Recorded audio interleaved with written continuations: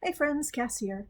Just wanted to record a little video because it's been a bit and still looking quite a mess, but hairdressers are closed right now. Can you tell? Anyway, I want to give you a bit of update on my health. Um, everything is still happening. I still have pain in my shoulder and pain in my elbows, and I still have my digestive problems. But some days they feel like they're getting better, some days not. I did discover that, I don't know if I said this in my last video, that my problem in this shoulder isn't frozen shoulder, but apparently it's a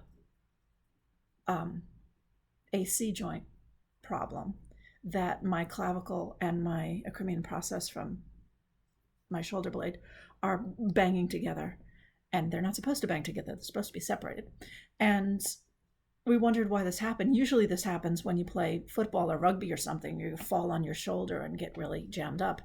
And while I did fall off my bike onto this arm, that was 2 years ago, 18 months ago. And, this has been bothering me for 6 months. But then my physiotherapist said something the last time I saw him, which was almost a week ago. And it didn't even occur to me when he said it, but it occurred to me later that he said it's a problem that you often get from pushing or from shoving. And I realized that last year, when my lawn grew so out of control, I got a push mower. And, manual push mower with, you just push it and the blades go around. And the grass was so high and uneven that when I got to a place where it was very high, I would shove the mower, and I was giving a terrible amount of shock to my arms because I'd lock my elbows and shove at the mower, and I was really surprised, because I have issues with both my elbows, that didn't hurt my elbows. Well, it turns out it hurt my shoulders instead, and that's why this shoulder is hurting a little bit, but this shoulder is hurting a lot, and keeping me from doing things like I can't raise my arm without pain. Like I could do, it's not a frozen shoulder where you can't raise your arm at all because it just doesn't let you.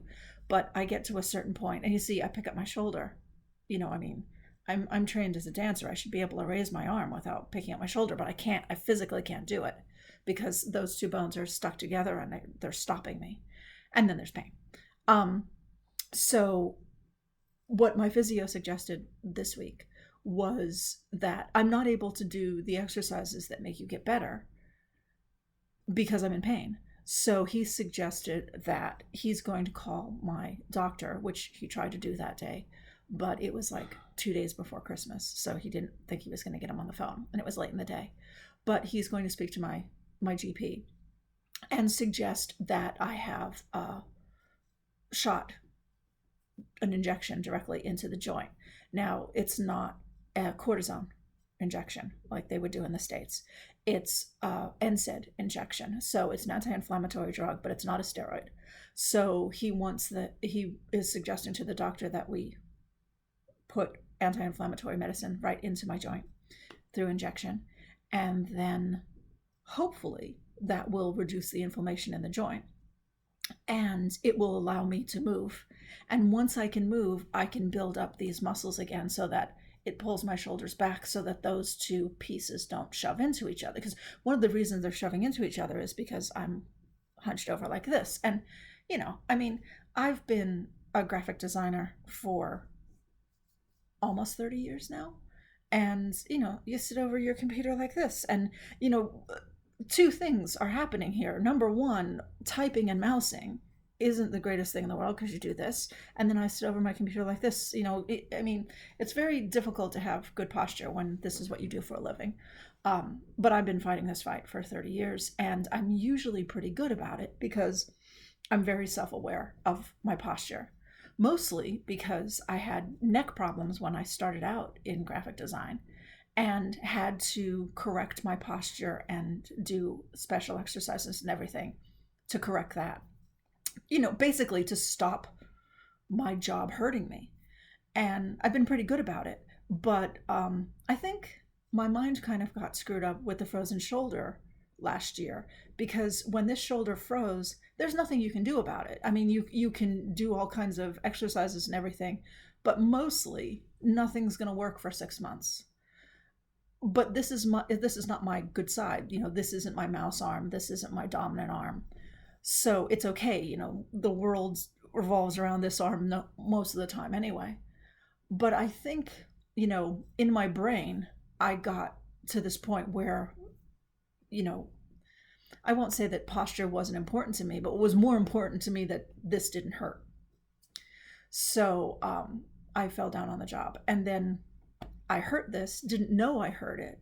And I've just been spending these last 6 months basically hurting it more by not doing the things that hurt, if that makes any sense.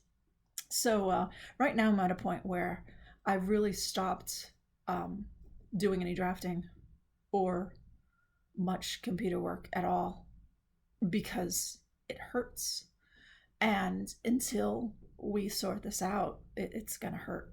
So I feel like I'm falling down on the job, but I can't feel too bad about it. I'm in pain. But there's good news. I got my I can't pull my shirt down that far. I got my 3rd vaccination 2 days ago, and my arm, it's sore where they put the shot in, but that's it. And hopefully that will mean that they're going to open the swimming pool and the thermal baths again in 2 weeks. The idea was they were going to close down for a month, open again in mid-January. And mid-January is the date that the government wants to have everyone over 18 to have been given the opportunity to get the 3rd vaccine. My hope is that the new rule they're going to make is, you have to have a 3rd vaccine to go to these places. And that'll be great, because then I can get back to swimming. And I want to do that. So that's good news. And in other news, my inflammation is very, very high. But I'm cutting out grains and sugar and other foods that give me inflammation. Yeah, they're my comfort foods, but right now my comfort foods aren't comforting me because they're either hurting my stomach or making my joints inflamed. So I'm, operating with a high level of inflammation, and I have to knock that down. And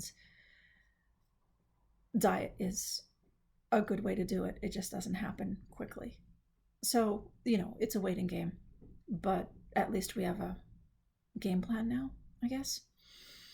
But in other news, I've been getting really excited. I've been watching train videos, and I'm really excited about being able to travel once we're allowed to travel again, which hopefully will be by the spring. And right now it's cold and rainy, and who wants to go outside?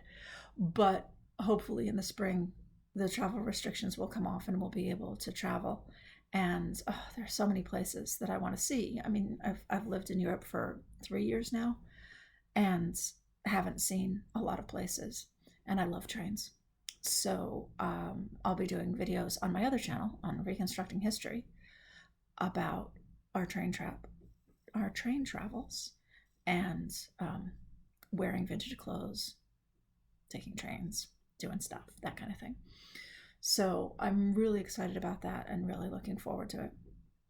And in the meantime, I'm just keeping on, trying to stay positive, waiting for the things like the anti-inflammatory shot and the exercises to help.